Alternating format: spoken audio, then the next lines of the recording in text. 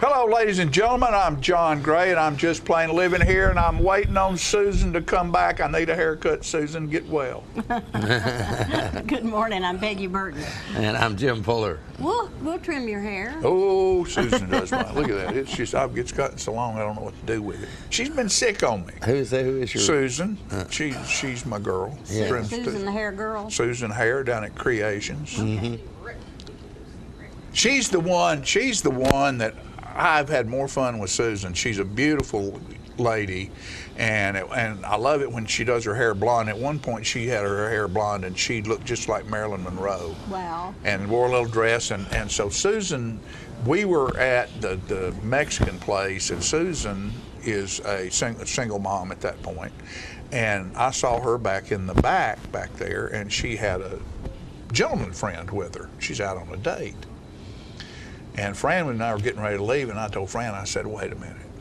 And I walked back there, and I put my hands down on the table, and I said, so this is where you are.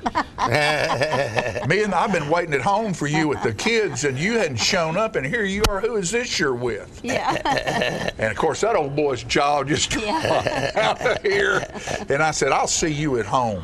And turned around and walked out, and the next time I saw her, she wanted to kill me. I bet. Oh, She said he never called her back again. Oh, poor thing. That was pretty gutsy of you. Yeah, it was. He could have stood up and decked you or something. That's quicker than that. He's sitting down, not standing up. Yeah. I could get out the front door before he ever got out of the booth. Were you a much younger man that you could Oh run? yeah, I could No still hip run. problem? I could still run back then. You had a busy week. If I had a busy week, every week's busy for me. I'll tell you what, he does this. This is about his sixth. About his sixth time, but Henry Cho was at South Jackson's Friday night, I missed it. and there were over 420 some odd That people is there. awesome. The place was absolutely packed, and he is just, if you haven't seen him, he's a clean comedian. He is the funniest man that I have ever seen. You got a lot of new material now, right? He has new material, but people want to hear the old stuff. Yeah. They want to hear him tell his He'll be stories back because he's next year, a so everybody Korean watch from for him. Knoxville, but he was born in Knoxville. And one of his stories is when he went to the University of Tennessee, the first day they got one of these big classes, and they had a test. He said he noticed everybody was getting over around him because he was Oriental looking, and they all figured he was thought he smart, knew everything. and he made a D+ on the test, and they were all madder than hell at him. And he said, "I'm from here. I'm not from over there. I'm from here."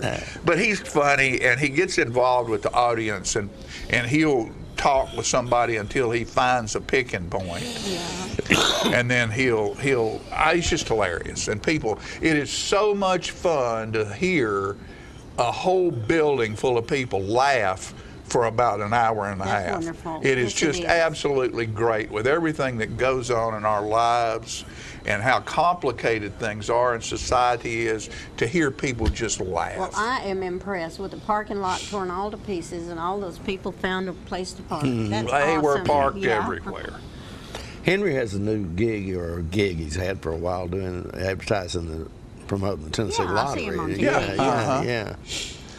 But he has a home in Brentwood, and then he has a house out on Tim's Ford.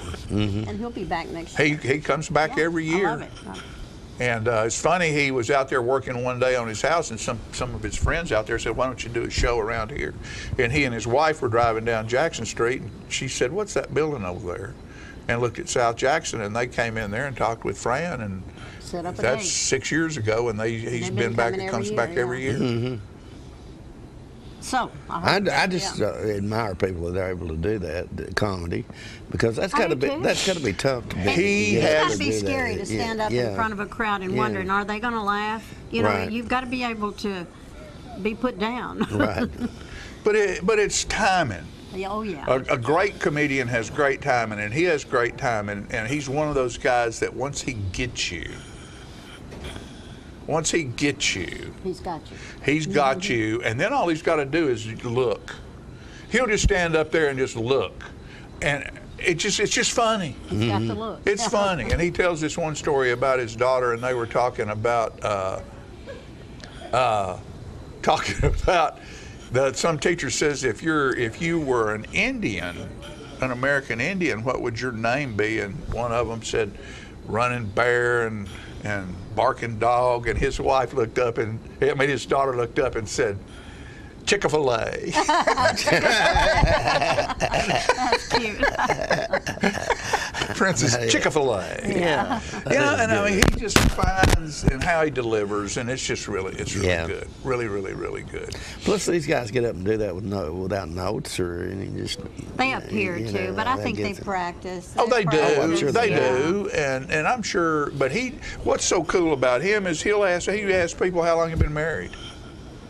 And the oldest one, how long you been married, and this, and he'll end up talking to them a little bit.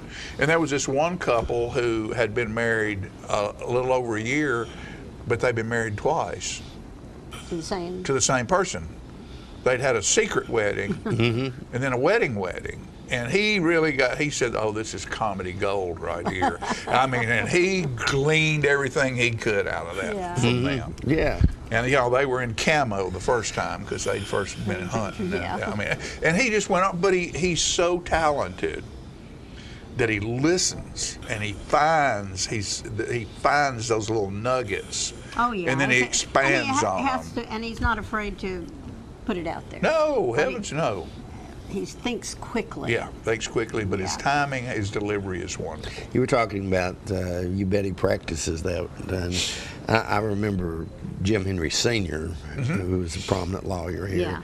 and he was telling me one time in his later years about how he used to spend hours in front of this full-length mirror at his home practicing for his presentation. presentations in front Everybody of has the to jury, yeah. his delivery in front of a jury. Yeah. And that's what it takes. You know. I also remember him. He was obviously a great lawyer. They still are. I know. The firm is very well respected. But I was doing something relative to the Legion one time that was not. I thought it was legal, and there was a chance that it might not be. But relative to the bingo thing we used to do, and I remember Jim Sr., and he was probably in his 70s at that time. And John McCord, and they called me. They had both of them in there, and then Jim Jr., who at that time was just starting out with the firm. And they were John McCord was telling me the basics of why this could be considered illegal and could cause me some problems. Jim Henry was more flamboyant and out there back. By golly, I'll tell you this, he says, there ain't a jury in this county that would ever convict you of that because you're not benefiting personally from it or something like that. And he just told me, I guarantee you. So he had the look, he had the moves. Yeah, and Jim Jr., who was probably in his 20s at that time, and he said, and called me Mr. Fuller at that point. We're good friends now. He said, Mr. Fuller, I feel it's my responsibility to tell you that I'm sure Dad believes that, but just remember, he ain't gonna serve you time for you. You've got to decide. Well, one of the things I talk to the young people about that come in here, I mean, I've got a date set right now to speak with the Freshman Academy. Good. They come over here every year, and we talk about communications and different things. And one of the things I believe in is, that you need to dress right. And I tell them, I say, you need to dress like you've already been where you're trying to go. You don't need to show up with your underwear hanging out of the back of your britches and torn up clothes. I mean, you need to present yourself like you've already been there one time. Right. And Jim Henry, I don't know that I'm sure there's probably a time that I saw him when he didn't have a fresh flower on his coat, but very few. Right. I mean, he presented himself impeccably every day, no matter what he was doing. He did. And you do that. You do that very well. Jimmy. Well, thank you very much. Jim's still one of there's not a whole lot of us out there, and I don't do it anymore like I did. who get up every morning and put a shirt and a tie and a coat on. Well, I don't do it as much as I do either. You don't see me on the weekends much. Well, no, but that's on the weekend. But yeah, That's on the right. weekend. But most every day during the week when you get up and go to work, you're dressed Dressed like a professional. like a professional, and you don't see that much anymore. And I respect that in you, and I respect that in the people who do that, because Yeah, I guess you're right about Jim Henry Sr. He was like that, and he always looked Always looked really professional, sharp. yeah. You know, he was funny as well. I remember he and I were involved in a lot of political things at that stage of the game, and we were at something somewhere, and we'd had a couple of libations, as Oh, you no. certainly do at those kinds of things. And Jim looks over at me and he says, "Fuller, I can't believe it, but all these people, everybody in here knows who we are. Yeah. Aren't you impressed?" And I said, "Jim, we got a name tag on it. Says what her name is." What's not to know? Yeah. That's what we all ought to do. We ought to start wearing name. I wish everybody wore a name tag. I I do can't too. remember names I do like I too. used to. I do too. yeah, it's funny when you go to a reunion. Everybody's trying not to look at somebody's name tag. Yeah, right.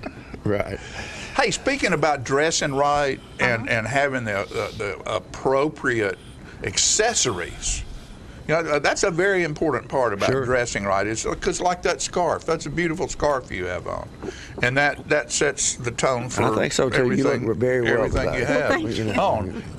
Our buddy Brenda Kemp down at Bren's Shoe Boutique is going out of business. Oh my gosh, and she has thousands of shoes that are And all she has some wonderful things really down does. there. And this is not one of those sales where it says going out of business for 3 years. Yeah, You know, she's it going out of ends in business. March March. the 3rd, it's over with, and she has a consultant down there, and they're giving away prizes, and you go down and you get points, and there's certain things that you do for the next month to get discounts. And so I bring all that up because Bren is a very good friend. She's been a very good customer of ours, and let's help her be successful in her exit from Bren's Shoe Boutique. So Now, boogie on down to the avenue. boogie where down to she the is, avenues yeah. and see her, because she has some incredible names. We'll have a commercial on here in a little while, but names that you have to go to Murfreesboro and Nashville to find. Bandolero and Yellow Box and Joseph Ribkoff and Michael Kors and all of these big They're wonderful. names and Yeah, bags she and has shoes really, and all really that. Nice things. Remember one thing. Let's help Brenda exit in her exit strategy, because people like Brenda don't just quit. They start something else. She'll be back doing something else. She's an entrepreneur. Sure. And she'll take what money that she gets from this and put it aside, rest a little bit, and come up with the next idea. And that's what makes America great, is we have an opportunity to do those things. Exactly. And if she wants to, she can go to Florida, lay back, sip a margarita, There you and enjoy go. life. There you go. And with that said, let's hear a word from a few of our other sponsors, and then we'll be back with the rest of today's show.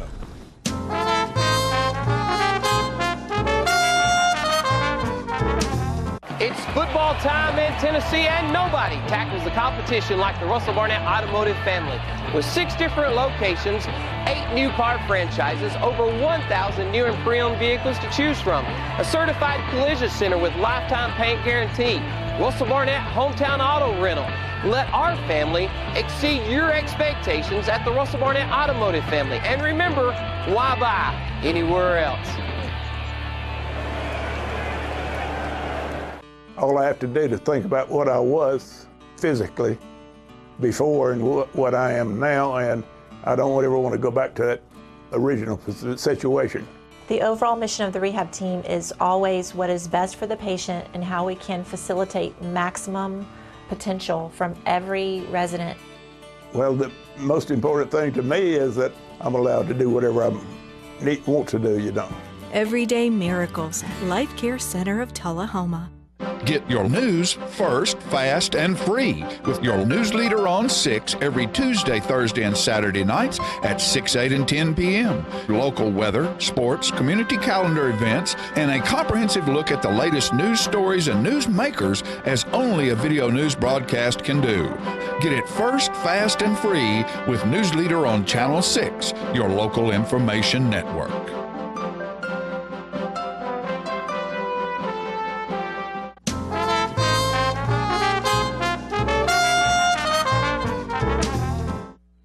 Ladies and gentlemen, next, excuse me, I have a frog in my throat this morning.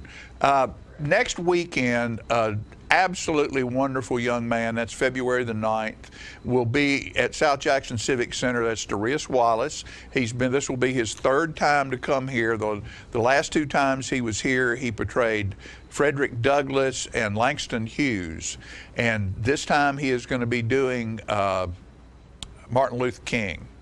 And so, an incredibly talented young man. He speaks all over the country and just a consummate performer. And here's just a little bit of Darius doing Martin Luther King. After finishing school, I was invited down to a little church in Montgomery, Alabama. Started preaching there, and things were going well. It was a marvelous experience. Then one day, about a year later, a little lady by the name of Rosa Parks decided she wasn't going to take it any longer. She stayed in her bus seat. And you may not remember, it was way back now, but it started a movement where 50,000 black men and women refused absolutely to ride the city bus. And we started our struggle, and we marched for 381 days. That's what we got to learn to do in the North. Negroes got to learn to stick together. We stuck together. We sent out the call, and we didn't ride the city bus, and it was one of the most amazing things I had ever seen in my life. And the people of Montgomery asked me to be the spokesperson and president of a new organization. And the Montgomery Improvement Organization was born. And they asked me to boycott, and I couldn't say no. And we started our struggle together. And things were going well for the first few days. Then about 10 or 15 days later, after the white people of Montgomery knew we meant business, they started doing some nasty things. Started making some nasty phone calls. Some days more than 40 phone calls would come in threatening my life, the life of my family, and the life of my children. I took it for a while in a strong manner. Then one night, it was very late, I never will forget it. It was around midnight. And you can have some strange things happen to you around midnight. I had been working with the steering committee that night, and I got in very late.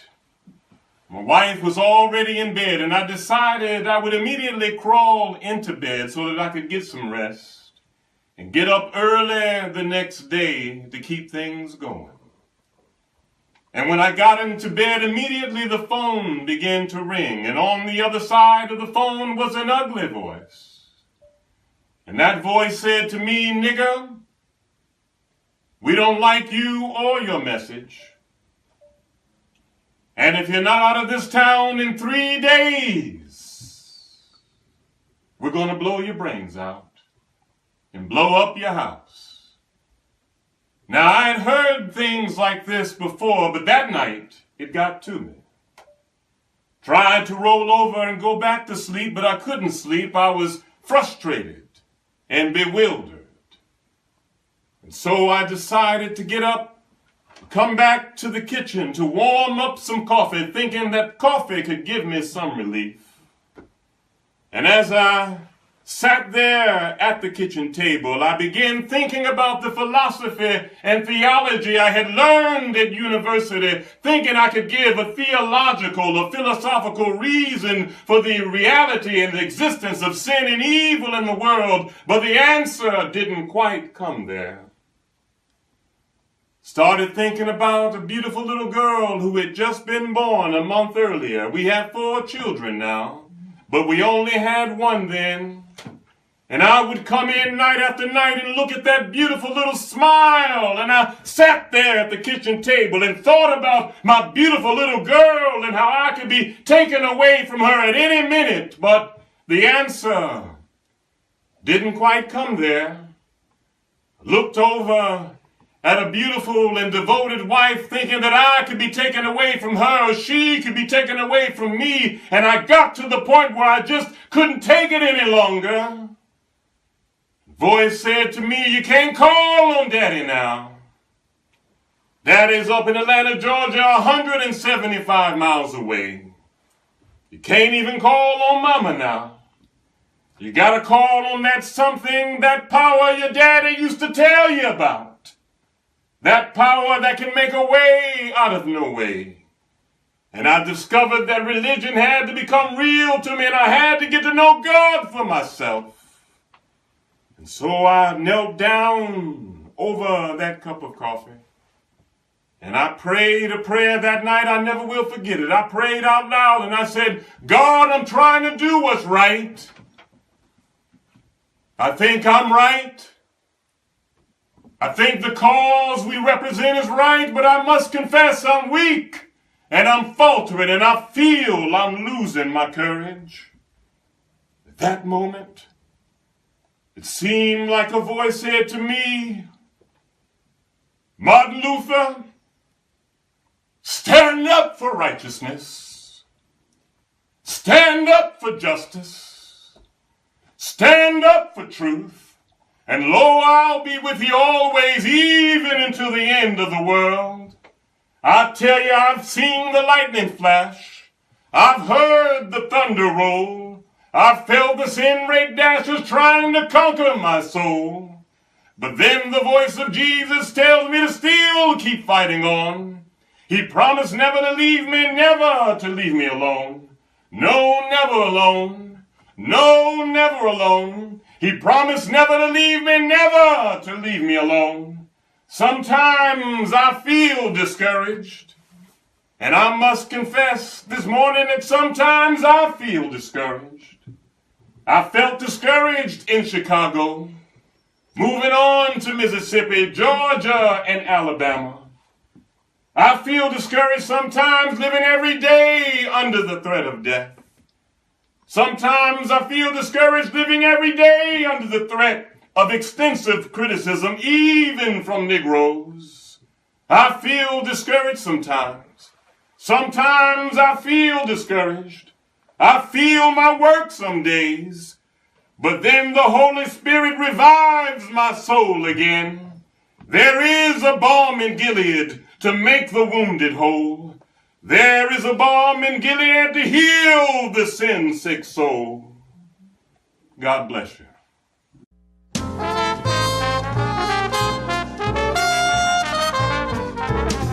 Attention Shoeistas, Bryn's Shoe Boutique in Tullahoma is closing forever. Every item in the store is reduced for immediate sale. Brenda is offering huge discounts on her entire inventory of fashion women's shoes, designer handbags, and jewelry, featuring famous brands like Yellow Box, Nine West, Bandolero, Impo, Coach, Michael Kors, Joseph Rupkop, and others. The sale is underway now through March 3rd. Hurry in for huge savings at Bryn's Shoe Boutique, 115 Northwest Atlantic Street, Tullahoma. Open 10 a.m. to 5 p.m. Monday through Friday and 10 a.m. to 3 p.m. Saturday.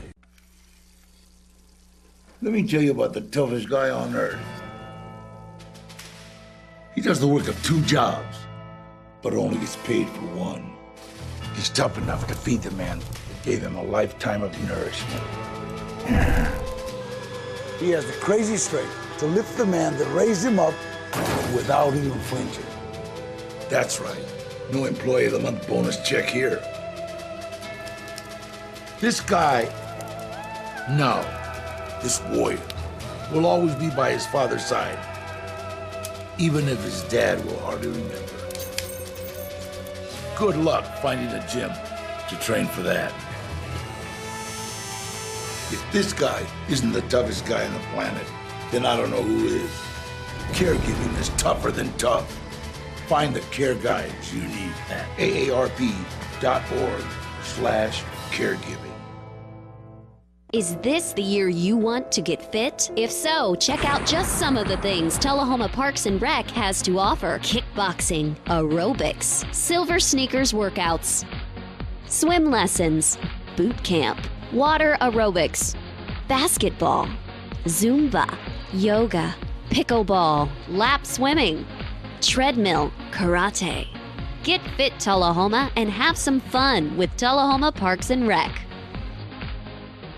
When your family suffers the loss of a loved one, the caring and compassionate staff at Tullahoma Funeral Home and Coffee County Funeral Chapel are standing by to assist you in every way possible. We are proud to support local industry and offer only Batesville caskets. Many funeral homes don't own or operate a crematory. We utilize the only crematory in Coffee County. Your loved one never leaves Coffee County. We can accommodate any need and any budget. Consider our complete pre-need service to remove this burden from your family during their time of grief. Lock in today's low costs and protect from inflation. Tullahoma Funeral Home and Coffee County Funeral Chapel. Our family caring for your family.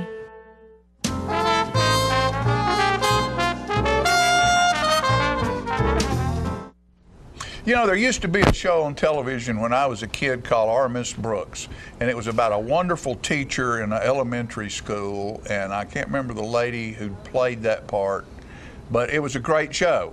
And so when this guy moved to town here a few years back, I thought, this is our Mr. Brooks, because it's his Winston Brooks, and he's part of our city government, working with in the administration over there, and does so much for Tullahoma, and has taken that job and sort of elevated that whole thing and his involvement in the community and our day-to-day lives.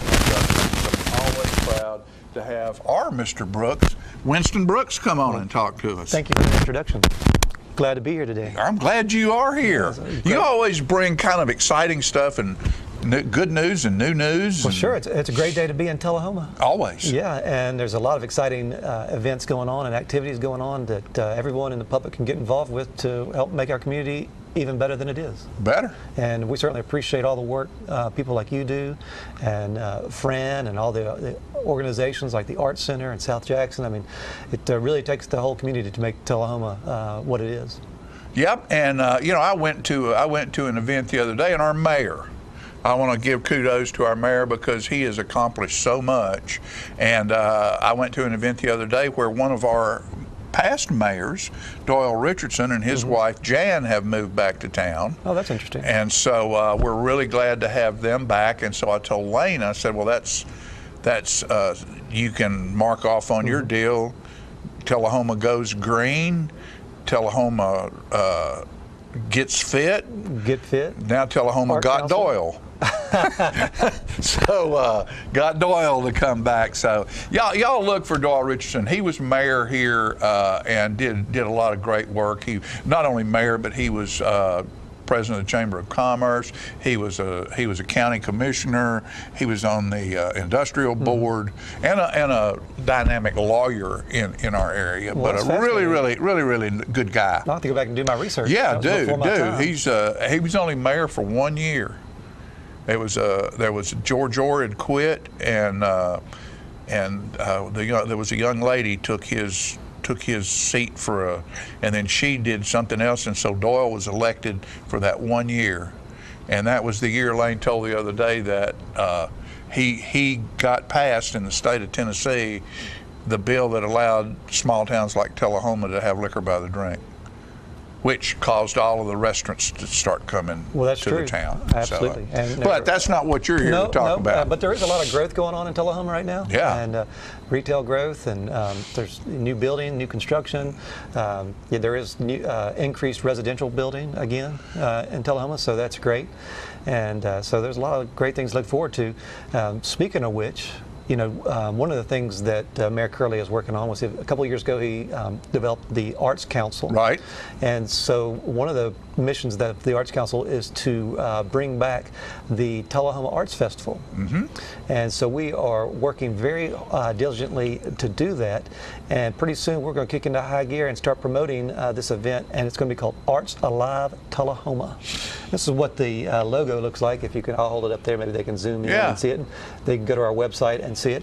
And this is going to be a great event for those who have been in Tullahoma for a long time. They're going to remember. I mean, it was nearly 40 years that this festival ran on the grounds of South Jackson by the former director of the Arts Center, Lucy Hollis. And it was known statewide through the region, and it had quite a following. So we're excited to bring that back. This year it's going to be on May 26th and May 27th. And that is the last weekend in May.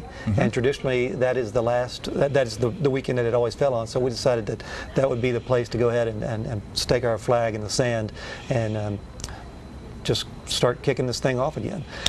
Yeah, and I hope everyone out there realizes it took a long time for it to diminish. Yes. And what happens in a situation like this is because we used to have over 200 artists show up for this thing, and those people, when it stopped happening, didn't just leave that date open. They're going somewhere else. So we're going to have to take that thing and cradle it and massage it and build it back up, and it might take a couple of years to do that. Well, that's exactly right. So what we're doing right now, we're kicking into gear, is trying to recruit artists who want to come and be a part of this festival.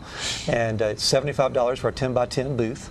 And you can go to our website, tullahomatn.gov, and find the registration forms. But again, like I said, we're getting ready to really start roll this out and kicking it off. And you can always call down to City Hall at 455-2648, and we'll get you the paperwork. But we need artists, and it's a juried art festival. And so there are some requirements.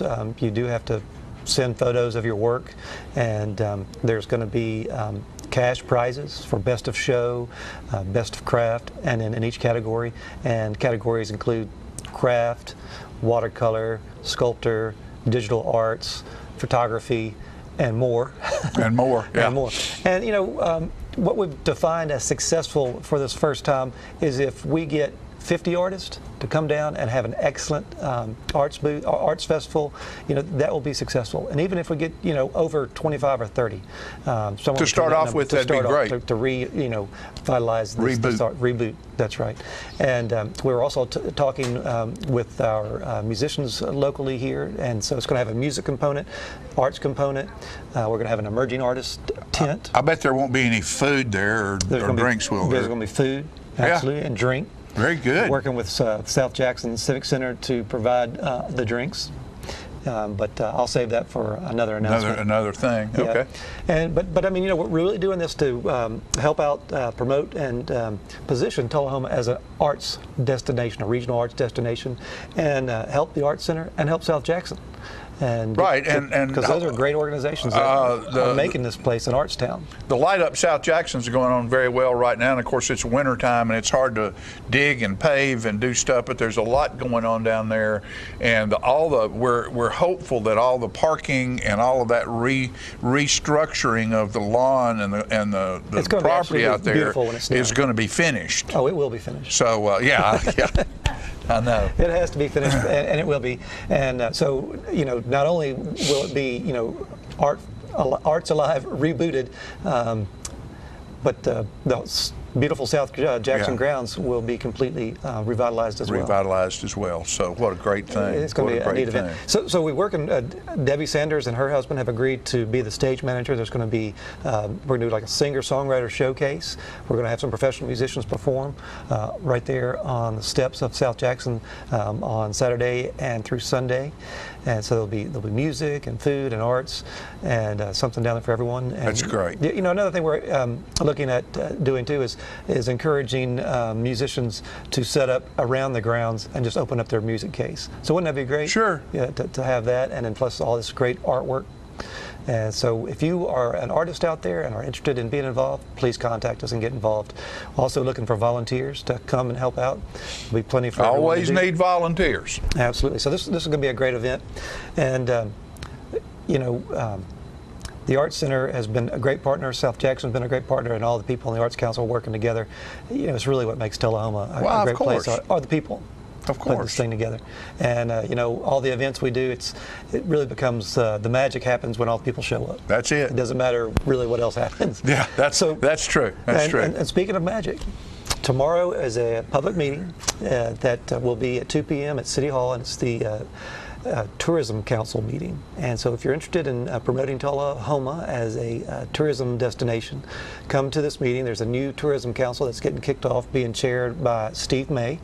Many people know Steve May. He's well-renowned in our community, and really has a lot of experience in tourist destinations. Well, I mean, he has a little something to do with Jack Daniels, doesn't he? A little something to do with Jack Daniels. Yeah. So that's what I mean. He knows how to promote a tourist destination. He certainly does. So we've got him to help us out and promote Tullahoma and all the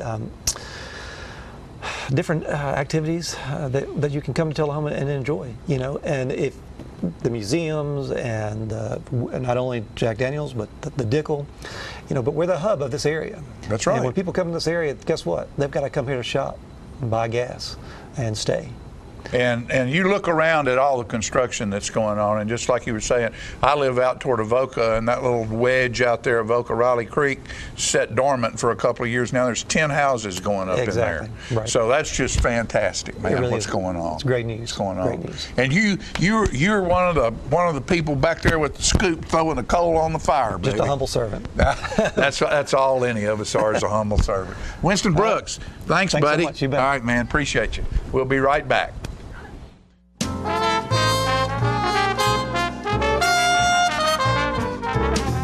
Smoking tobacco accounts for 3 of every 10 fire deaths in the United States. Tullahoma Fire Department need you en route to a structure fire, 202 Main Street.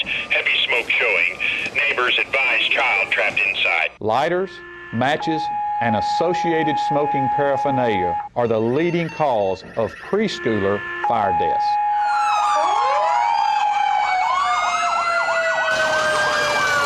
We as firefighters know that most structure fires can be prevented. I've got one! Command, this is primary search. We have a victim. Need EMS to meet us at the front door. Please help us to give you a fighting chance. This can be prevented. Contact the Tullahoma Fire Department for a free home safety inspection. What's a Tennessee vacation? It starts off like any road trip, and then, boom, adventure and thrills everywhere you look, which happens to be some of the most beautiful scenery in the country. Music here, history there, and all kinds of green in between. Come relax and unwind, or bring the crowd for some stargazing, or stargazing. Whatever you do, come hungry and expect an awesome soundtrack. It's all right here in Tennessee. We're playing your song. For a free vacation guide, visit tnvacation.com. Get your news first, fast, and free with your news leader on 6 every Tuesday, Thursday, and Saturday nights at 6, 8, and 10 p.m. Local weather, sports, community calendar events, and a comprehensive look at the latest news stories and news makers as only a video news broadcast can do. Get it first, fast, and free with News Leader on Channel 6, your local information network.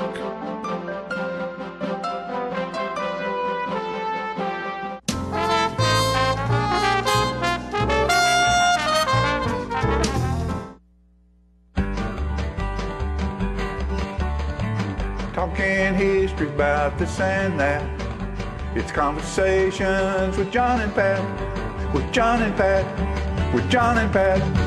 Hello, everyone. I'm John Rickman. And this is Pat Welch. And, John, we're here for segment 76. 76. The conversation. 76 Pickup Sticks.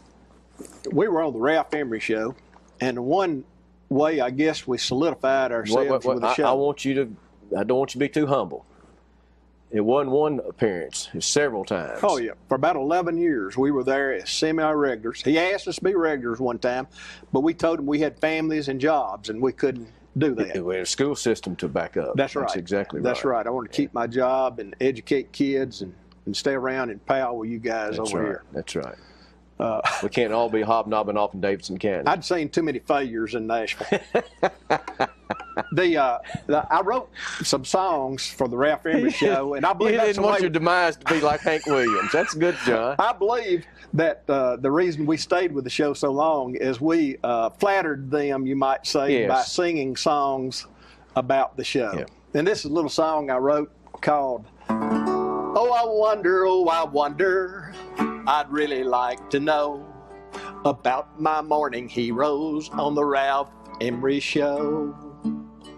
Oh, I wonder if Ralph Emery ever gets 8 hours sleep. I wonder if Sonny Burnett ever gets up from his seat. And why does Spider Wilson always wear that sheepish grin? Tell me, is Norm Ray crazy, or is he 3 sheets in the wind? Oh, I wonder why we never see Fred Frederick on TV. Oh, wonder if Jerry Arnold's a master teacher level 3. And I wonder if Alan Williams and Tommy Lewis might be kin. Billy's proud of Madison, but is Madison proud of him? Oh, I wonder, I'd really like to know about my morning heroes on the Ralph Emery Show. Oh, I wonder why Jerry Whitehurst and Keith Bilbrey fuss and fume. And why do women smile when Tom Grant just walks into a room? And I wonder why Jerry Whitehurst wears a cap to hide his hair. Reckon he wears a cap, but because there's nothing under there. Oh, I wonder if Maud and Dorothy ever double date. How did Killer and Lightning ever get those kind of names? And when Kenny Starr and Darlene or Laurie sing those sexy lullabies, do I detect a speck of lust in Kenny's eye? Oh, I wonder, I'd really like to know about my morning heroes on the Ralph Emery Show. And I wonder most of all how we got on the show. Proof it's not how good you are, it's all in who you know. Oh, I wonder, I'd really like to know about my morning heroes on the Ralph Emery Show. Oh, me, what a song. John, that was awesome. I'm telling you what, you left no bases unturned. Everybody that could ever been anybody on that show. Well, you know, the commercial people who was did a janitor commercials in that list.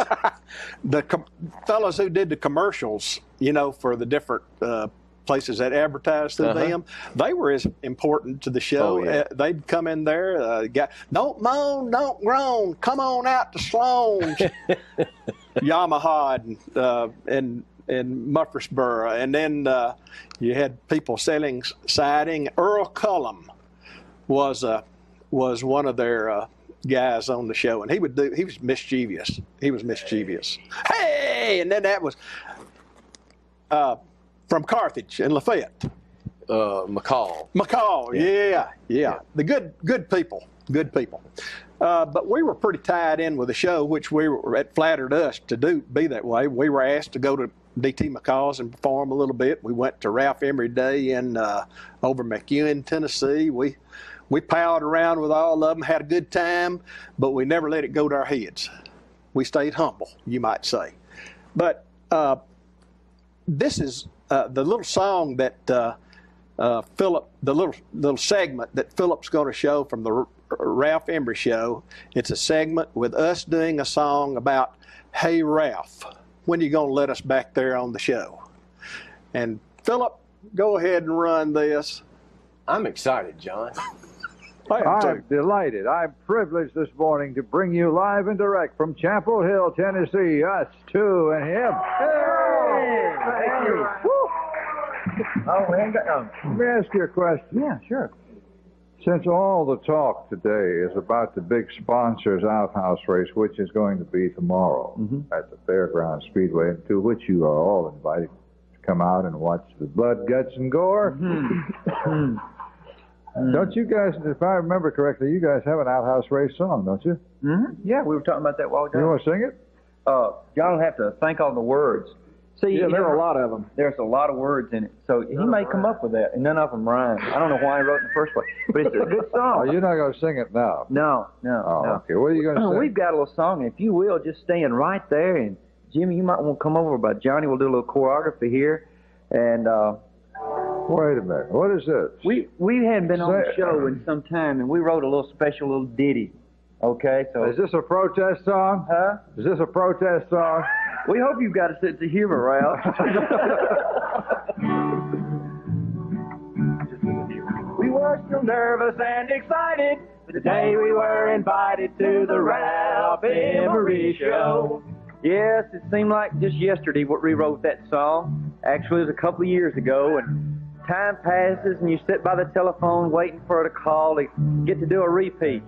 We knew it was going to be winter when we got to come back because they said it would be a cold day when they called. Hey, Ralph, when you going to let us back there on your show? It's been 2 long years and we think you ought to let us know. Well, we've mowed your grass and we've trimmed your hedge, and last winter we shoveled your snow. So, Ralph, when you gonna let us back there on your show? Say, Ralph. What? You said one time that we'd have to pay our dues, but we didn't know that was ironing your shirts and polishing your shoes. Now we've scratched your back, so we want you to scratch ours, or just say the word and we'll go. So, Ralph, when you gonna let us back there on the show? Come on, Ralph, we're as good as we're gonna get. We'll do better this time, you ain't heard nothing yet. We got our Stellas tuned up, and we sound just like the Statlers, except for that chubby guy who sings real low. So, Ralph, when you gonna let us back there on the show? Say, Ralph. What? We ain't pretty like Lori Morgan or Miss Darlene. True, that's true. That's true. But we take a lot of pride in keeping your carpets clean. Now, we don't mind so much just being your slaves, but we're afraid you might be leading us on. So, Ralph, when you gonna let us back there on the show? Come on, Ralph, we're as good as we're gonna get.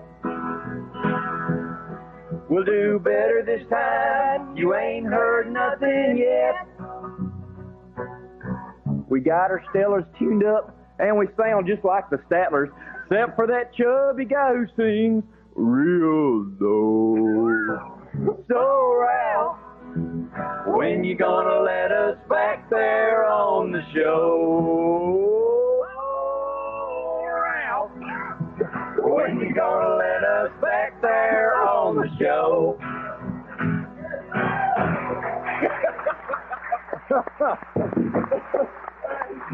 Oh, God, he's smiling. Well, it worked. Yeah, it worked real good today. Yes, it worked. It worked. You did it, and you're back. Yeah, we're excited. That's cute. I love that. That's the first time we've heard that song, too. Yeah, we're really excited. Friend, We really hadn't you write tried it that so on your way up I-65 this morning? All right. If the traffic had been worse, we'd got another verse. John, that was magnificent. Oh, that was magnificent. Now the words, we hadn't gone over that hardly at all, and the words were on cardboard pieces out in front of us, and so Phil was reading the words off of the cardboard. We're about through with this segment, but Ralph wrote us a nice letter one time when we had our 45th anniversary of us to and him. He wrote us this letter sent by Keith Bilbrey to us. You always delivered outstanding entertainment, and to think that you're remembering 40 years. That was our 40th year. Making people happy, clapping their hands, stomping their feet while throwing laughs at the greatest show on television. 70% of all the people who watch television in the morning watch the Ralph Emery Show. And it was unrehearsed, unplanned. They just and really Ralph ran the whole thing. He had kind of total control. Yeah, total control. So many people still ask about you. I'm proud to say I was always proud of you. I'm sorry I can't attend this evening's festivities. We had a little party. I'm confined to quarters because of carotid surgery on Monday morning. Please pray for me. All the best, Ralph Emery. Is that not great? Isn't that great? It is. Well, it is. Glad to share this with you. I hope everybody enjoyed that. One that was it Ray? What was Norm Ray? Norm Ray, yeah. He was a saxophone player, wasn't he? He was just wild as everything. Yeah. He was wild. I don't know where he's passed away. A lot of these people have passed away. Sonny Burnett was the steel guitar player, and that's why I said he never gets up off his seat. He just sits on his steel guitar stool. And then I messed up on some of the words about Kenny Starr and Darlene and Lori. But that's all right. I noticed it, but did you notice this time I didn't bring it up? Thank you, everyone. Segment 76 is in the books. It was fantastic. There's more stories to come. We played for management. But please let us come back. Thank you, Channel 4, for letting us air that. That's also correct. Talking history about this and that. It's Conversations with John and Pat, with John and Pat, with John and Pat.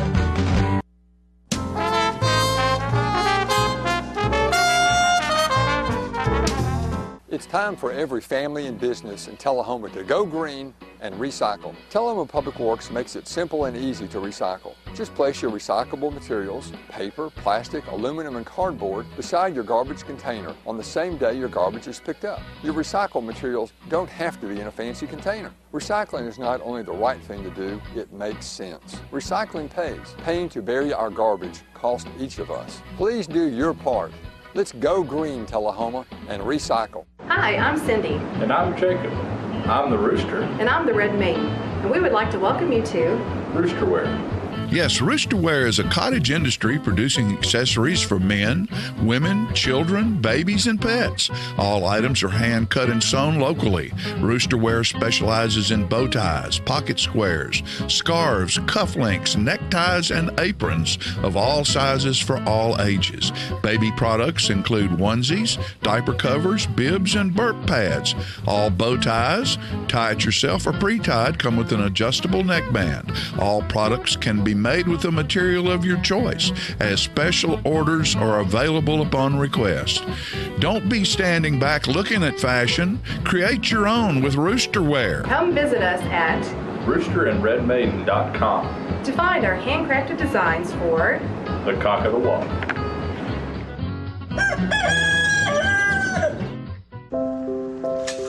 I want to eat apples and bananas. I need to eat apples and bananas. Why can't I eat apples and bananas? Support the Feeding America nationwide network of food banks to help provide meals to those in need. Join us at feedingamerica.org. Get your news first, fast, and free with your news leader on 6 every Tuesday, Thursday, and Saturday nights at 6, 8, and 10 p.m. Local weather, sports, community calendar events, and a comprehensive look at the latest news stories and news makers as only a video news broadcast can do. Get it first, fast, and free with News Leader on Channel 6, your local information network.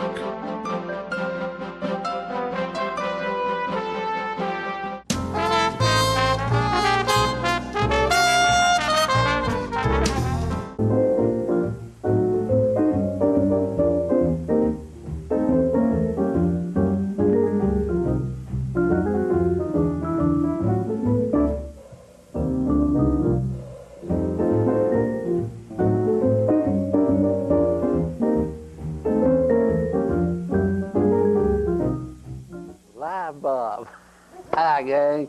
Well, I can't say thank you, camera ladies, today. I can say thank you, camera gentleman and camera lady Jackie. Thank you for putting a good, contrasty, wonderful, sharp picture on the screen for all our viewers. And thank you, John, for that introduction, and Candy and Fuji. We've had a wonderful winter so far. Sun's out, and by the way, would you be my Valentine? Since today's I'll be your Valentine. This 14th day of February, 2002. Somebody asked me not long ago, said, we're talking about the different wonderful service clubs and organizations in Tullahoma, the Lions clubs, the Kiwanis clubs. There used to be a Civitan club here, and an Optimist club, and Junior Chamber of Commerce, and there are other clubs too. One in particular, though, people ask me about, said, well, how long has the Rotary Club been in Tullahoma? And I said, well, it's the oldest continuous service club in Tullahoma.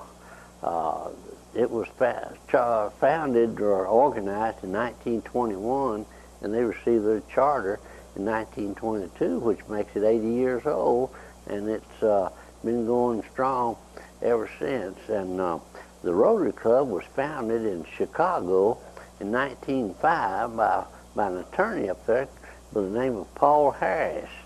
He was in his office daydreaming, I think, one day, and said, hey, his secretary or another attorney in there or somebody visited with him, and said, you know, said we ought to get together with some other business and professional people and exchange ideas about our career and our business. And sure enough, they started meeting together, 4 or 5 of them in different offices or different restaurants for lunch. And that's the reason they called it the Rotary Club, because they rotated between offices and they began to get organized informally, then formally. And they have a classification system in Rotary whereby only one or two from the different careers are classified to be and to have membership. In other words, they wouldn't want 50 or 60 insurance people or 50 or 60 grocerymen or all of the same vocation. They want to diversify so that they could exchange ideas about their career and businesses and meet new people, and that's the way it's been ever since it started. And the Tullahoma Club, as I mentioned, was chartered in 1922. The first president was a fellow by the name of Mr. Sharp Lanham that founded Lanham Manufacturing Company, which is now Worth Sports. But they met, and about, I think, 15 and 20 of them met in the basement of the King Hotel for a number of years, and they would have programs among themselves or an outside speaker, or they have a big variety of programs. They have program chairmen for each week, and they meet every week in the year except at Christmas time. And they don't meet on the Christmas week or other time occasionally. But anyway, they do meet regularly, and one of the requirements for the membership is that members do have to attend their meetings or make up at a nearby club. Speaking of nearby clubs, the Tullahoma Rotary Club founded and was the founding father of the Winchester Club and also the Manchester Club. Up until recent years, there was 15, I believe, clubs in this district, District 6, 7, 8, and today there are 63 clubs in this district that is from Lebanon to Lewisburg and on over to as far east as Morristown and Knoxville and Oak Ridge, Chattanooga, and a lot of the clubs meet in the morning. There are 2 Rotary clubs in Tullahoma, the Noon Club, which is the oldest one, and it established the Morning Club in 1995, so that those that could not attend noon meetings could attend morning meetings. The Morning Club now meets at the St. Barnabas Church at 6:45 every Tuesday. The Noon Club had to move because from the basement of the King Hotel because they outgrew it, and met at in the dining room of First Methodist Church for years and years, and many years. And again, they outgrew that and met at the what used to be the Commodore, which is now the Executive Inn, in their dining room, and outgrew it, and for a short time moved out to Archie's on South Anderson Street. Well, that wasn't big enough, and the way the dining room was arranged, it could not be the fellowship that's necessary for good Rotary meetings. So they were invited to meet at the Tullahoma Golf and Country Club, and which they still meet there. They have 125 members, and about, I'm guessing now, about 15 or 20 years ago, up until that time, Rotary had always been a male organization. No particular reason for it, except it was just that way. But now, I guess a good 20% of the membership in Rotary is women, and they are leaders in their profession or business too. And the Rotary stretches throughout the world, and many of their programs certainly are just local programs, like they sponsor Boy Scout troops, they sponsor a young man to Boy State every year, and have been for many years. And scholarships, they have a program where they send high school or college graduates on leaves of study in foreign countries. The exchange students do that. And we have a program whereby a group of non-Rotarians come from a district on some other continent, come and visit. I know last year there were 5 or 6 Russians that came to this area, Russian business people, and they were delightful and enjoyed their visit here. And we have exchange groups that go to Europe and South America and every other place. And there's a foundation called the Paul Harris Foundation that a Rotarian or anybody else can be a Paul Harris Fellow. Then they use those funds for education and for the exchange student program. One of the biggest wonderful programs that Rotary has done in many years, and it was started by the late James L. Bullmar, that was the president of Rotary International in 1980 and 81, and it was a Polio Plus program. Polio was running rampant throughout the world, and as a project, Rotary solicited funds among their own membership and gave millions and millions of doses of anti-polio vaccine throughout the world, and it is almost completely eliminated, especially in the underdeveloped countries of the world. And they have had projects in underdeveloped countries, such as putting in fresh water and clean water wells and filtration plants. They have sent books and education materials throughout the world. I noticed in the latest Rotary magazine there was a couple of fire trucks that a couple of places in South America had no fire protection in their community at all, and the Rotary Club has sent fire trucks to those places. A great humanitarian place, and one of the successes of Rotary is that the local people get to know each other. The fellowship that's enjoyed within the Rotary Club is real pleasant, where businessmen exchange ideas and help each other. And I sure do thank you for watching today. This is not the end of the story, because there's a whole lot more to come, and we'll see you next week.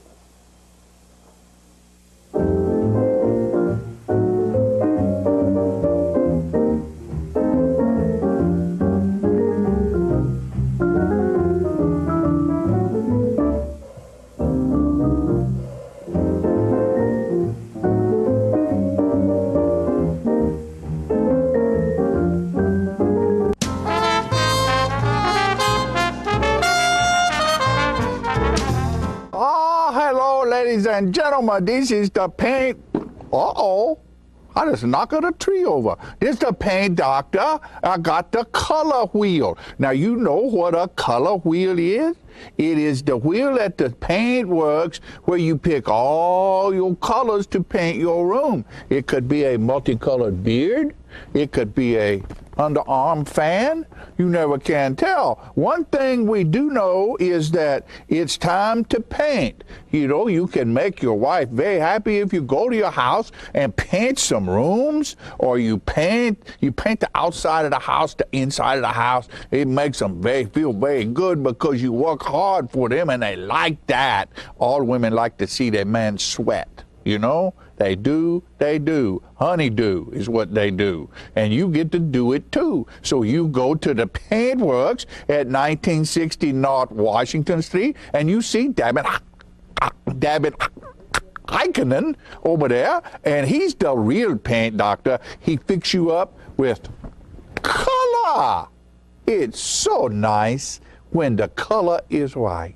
Go to Paintworks today. Martin Senor. See? Martin Senor. Right there. Martin Senor at the Paintworks. Bye, and we see you next time. I'm burning up. You know what, guys? There's a lot of tree branches and dry brush over here. We should probably move the bonfire over there.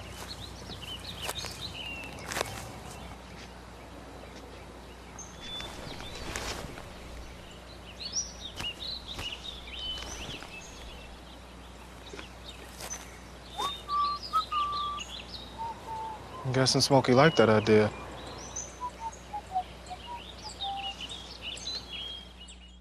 Okay, so what would you bring to my company? What do you need? I need problem-solving skills. I got through high school without a car, a phone, or a computer. No college degree, though. Not yet, but life's taught me a lot, and I'm ready for more. Well, you're not the typical kind of candidate that I hire. But you are exactly what I'm looking for. Your company could be missing out on the candidates it needs most. Learn how to find a great pool of untapped talent at gradsoflife.org.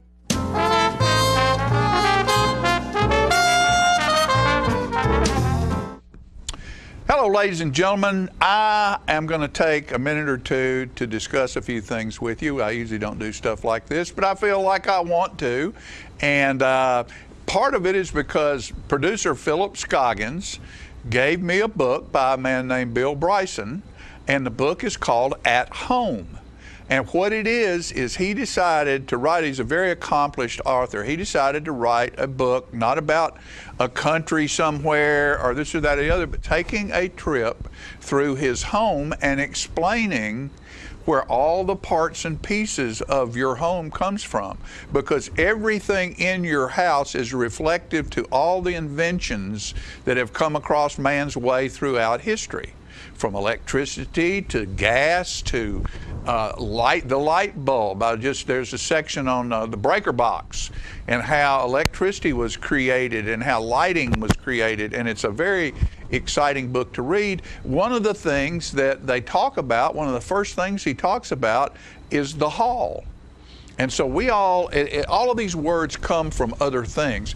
We all think about the hall as the entry. When you walk into your house, there's a hall, or it's a passageway to different rooms. Well, you think back in history, back into the 1700s, when most people were nomadic, the hall was a big building where everybody gathered. And that was everybody's home. If it was a family or a group of people, then everybody went to the hall and they slept in a corner. Most people didn't have one pair of clothes. They had a mat or bedding, and everybody lived together. In the middle of that hall, there was a platform, and the platform was usually elevated just a little bit, and that's where the leading family stayed. Their area was in the center of the room, and also that's where the fire is in the center of the room. Most of these halls did not, this is before the invention of a chimney. So they had open fires, and until they decided to cut a hole in the top and put a little roof over it, there was just smoke everywhere. So It was very sooty, it was very dirty, but the center of the hall, there was a platform, and the platform is where the ruling family or the leading family of this group of people stayed in the platform. And after a while, when they finally built chimneys, and the smoke would go out the chimney and the upper part of the hall was livable, that's when the first upstairs platform was built. And then the ruling or leading family would go upstairs to get away from all the rest of the other people. Platform. The word platform at that point meant a raised or elevated, shortly raised or elevated area where someone of a little bit, not a whole lot, but a little bit of greater status resided. Now, that term has gone from many, many things, and looking at the dictionary, a platform now, if you take one of the furthest definitions of platform, it's an operating system. Because you hear a lot of people involved in computers and the internet say, I'm building a platform to do this, which is a starting area for whatever system they're building. It is a place to plan and design and carry. It's a platform, can be a vehicle for information. One of the other things that platform has been used for is declaration of principles. That is a platform, and a lot of times that's involved in politics, in plan and design. You design a platform of principles which you operate by. And in a political status or in a political way, you hear about the plank. Some politicians, one of the planks of his platform is child care or some type of reform or whatever. You know, and that definition is used a lot now, platform, as a place to stand and share information more so than an elevated place to live. So platform is what I want to talk about today just a little bit, because I'm using my platform, which is a vehicle to share information, which is our television network, to talk to you about something that concerns me. And that is, after watching the Grammys the other night and watching sporting events, which I enjoy. I love music. I think music is one of the spices and sparks of life that helps all of us learn, feel free, feel good, feel joy, feel sadness, feel regret through music. And the other night, I had an opportunity to watch the Grammys, which is a celebration of music. And that's what I wanted to see, is a celebration of music. During that, as with the CMA Awards and most of this stuff, it is being used as a platform to make political statements, which I don't like. Go to a news show, go to a talk show, get outside in the parking lot and have a rally, but don't invade the space of an award show where we're supposed to be celebrating music and turn it into a political statement. I don't think I deserve to have to hear that. No matter what party you're in, makes no difference. Keep it off of that show. Also in sports. I love sports. Sports is being used now also as a political platform. Do it somewhere else. All I want to do is watch the game. So that's my take on platform, and I hope I haven't invaded your space by using my platform to explain the way I feel about that. But, you know, go stand on a stump somewhere. I don't want to hear what you think about it in the middle of a music award show. We'll be right back after these messages.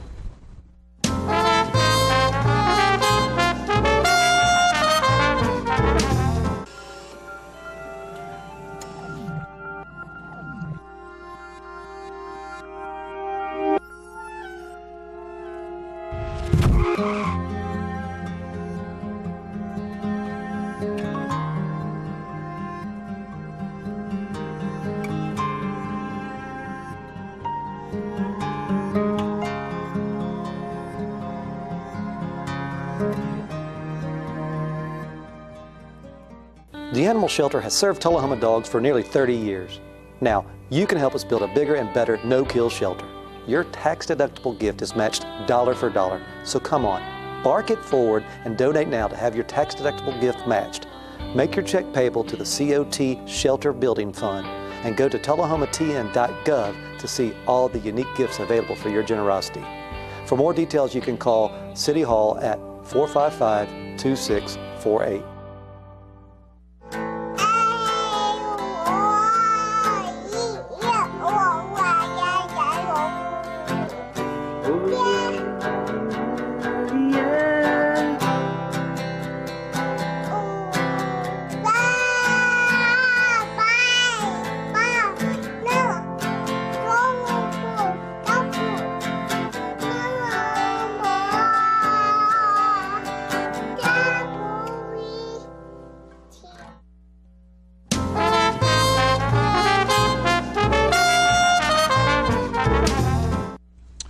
Okay, Peggy, we're back, and one thing I want to, after my little statement a minute ago, I meant to read something that will let you know how I feel about all of that. I've written something that I really am proud of. It's something that I wrote in the middle of the night, came to me. I don't want to say it's a gift from anybody, it just came to me. And it's called The Illuminate, and it is a reflection on the human condition. The only acceptable obligation is freedom to think beyond any structure, allowing the ascension to universal understanding, rendering all walls invisible. So with that said, if you don't get bogged down by what other people are telling you you have to do, what other rules and regulations that society, dogma, political, unpolitical puts on you, the only obligation you have is the obligation to your personal freedom, which allows you to think beyond whatever kind of crap they're throwing out at you and ascend to universal understanding, which is caring about everybody and everything, and when you get there, all walls are invisible. So let's all try to get there together. You think that can happen? Personally, yes. Well, personally, yes. Personally, yeah, that's the only way anything can. No. You know, we all look for the utopian world out there, and the only way we can achieve it is individually, one at a time. Exactly. You can't affect what other people want to do, except when you affect them by the way you treat them. Right. It's the only way. You vote, you need to vote, everybody needs to go out and vote and let your opinion be known, but that changes basically nothing. And I don't think it's but at least do it. Yeah, it's not really something that you can totally explain. You just have to live that principle. Right. And you wake up every day and you try to help somebody, you try to make somebody happy, try to make people smile and enjoy what they're doing, laugh like the other night. What an illuminating event that was the other night. You know that there are places in California where you just go to a laugh clinic. I guess there are other places too, but you go to that's therapy. You just go and all you do is laugh. Because I read about this guy and he said he thought it was crazy, but he was going to try it. And he went in, he was all remorseful and down in the dumps and in a sorry mood. And he got in there and everybody was just hysterical, just laughing and laughing. And before he knew it, he was laughing and laughing. And he just felt like a new person, like every burden had been lifted from him. You know, I've not read a bunch of this guy's stuff, but I read a couple, and one of the books Norman Vincent Peale I love Norman wrote that I read was about enthusiasm. And enthusiasm is infectious. Of course it is. And people who aren't enthusiastic just shrink, and as they gain their enthusiasm back for whatever it is they're doing, it's infectious. It spreads everywhere. That's why a producer or a director can get results. Right. And sometimes an actor on stage, if you have even one actor or actress that's extremely energetic, it transcends to everybody else. Sure does. And that's important. I think sure it is. Does. Yeah. What about, what else? There was something else we were going to talk about. Oh, wait a minute. The road crew. The road crew. And maybe we'll have some Are they footage on the them. ones finishing the parking lot at South Jackson? No, this is the road crew. They're kind of Highway 66. They do 60s and 70s music a lot. And Light rock, yeah. that type of stuff. Dance music. That dance music we used to love. It'll be fun. And they're maybe we'll show a video on Yeah, we'll next get them. time. We'll get them. Show a video on that. I forgot what weekend, but it's... They're after Darius. After I think they're around the 16th, 17th, something like that in yeah. February. Then That's the kind of music that we used to play at the Legion when people came out there and danced all night long. That 60s and 70s, that light rock dance music. And then I need to reiterate about the MTSU Dance Company that's coming to the Civic Center. And we're looking for students of dance that would like to participate because they could have a workshop. And if they're in the workshop, they get to be on the show.